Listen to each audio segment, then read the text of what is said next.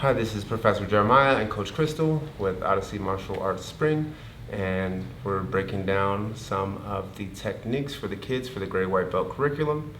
Here is one of our self-defense basics, the headlock escape. Alright, so I have this super large, scary, aggressive bully right here, and they're holding onto my head. I need to know how to get out. I don't want to be flat on my back. If I am, I have to bridge and hip escape just to get onto my side. Now from here, I'm going to frame. So I push my forearm into their neck so they do not want to squeeze me harder.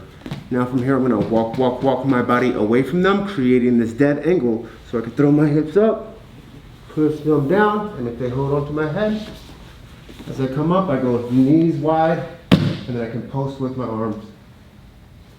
This is the first basic headlock escape, but I'm not quite out. So I frame on their face, breaking their grip.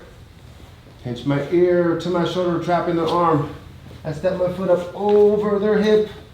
And now I switch the arm in front of my body so I can go for this armbar. Since I'm so big, I'm gonna be nice to Coach Krystal, but I'm gonna come up and then fall back for this standard armbar, where I keep the thumb pointed to the ceiling, push down with my leg, slowly bridge my hips up, and I get the armbar. So we are learning the mechanics of the S-mount armbar chained together with the basics self-defense headlock escape.